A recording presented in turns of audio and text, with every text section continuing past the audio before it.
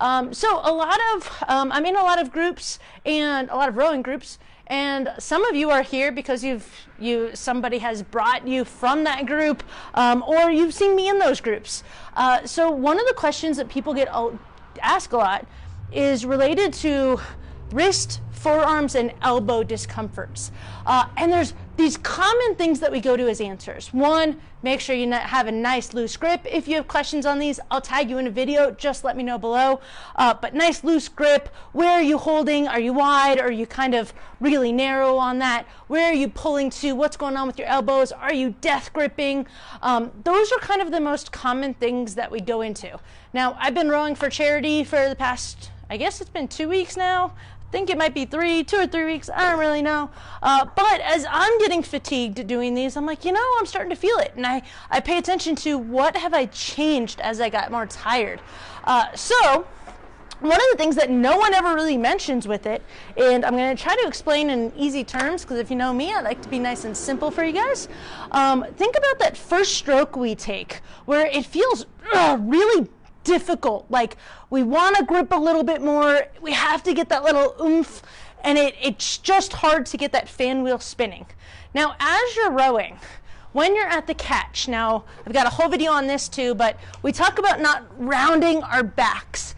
Now, there's a couple of reasons for that. One is because we want to use certain muscles. Two is because when we go into this position, what happens is my shoulder, if you really watch closely on my shoulder, the difference between me being upright here, me being upright here, and me being rounded.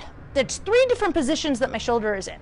One, I'm nice and back. My shoulders are actually already, my back shoulder muscles are already pre-engaged. The other is I've kind of let my shoulder come forward a little bit.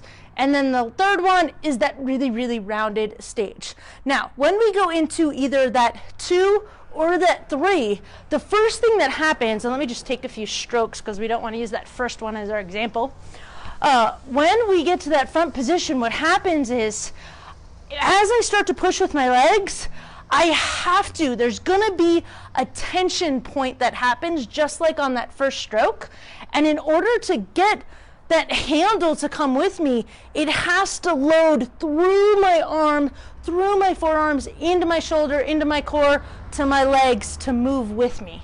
So if I'm really in this really hunched over position, when I push, there's going to be a jarring effect that makes all of these muscles work harder. The same thing is going to happen when we're just slightly in that forward position.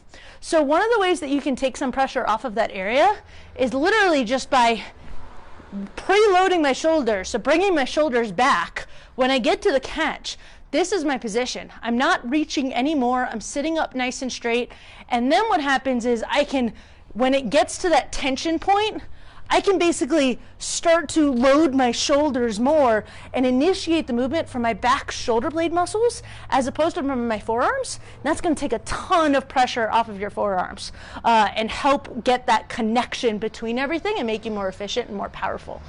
So that's something that not a lot of people mention that I wanted to talk about as another option. If you've already tried all these other things we talk about, that's one of the spots that you can try. The other one is if you're just kind of coasting along and you're not really putting much effort through, which really isn't bad. Some rows are just like that.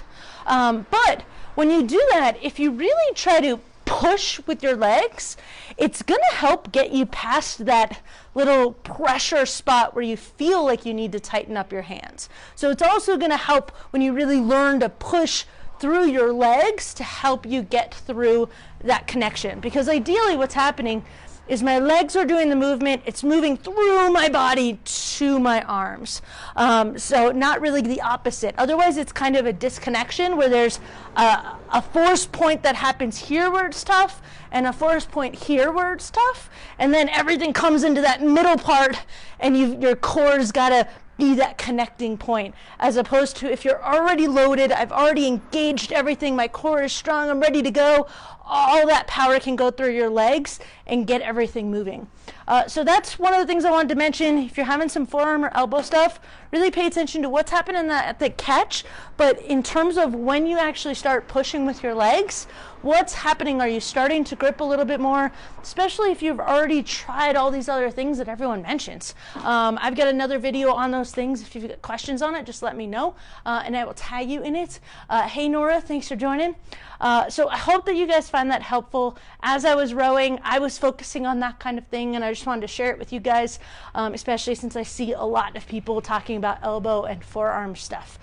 So keep that in mind. That's Tipsy Thursday for you, a little bit longer than normal. Again, I'm sorry, but hopefully it's still to the point for you guys. If you have questions, just let me know. I'll make a video for you.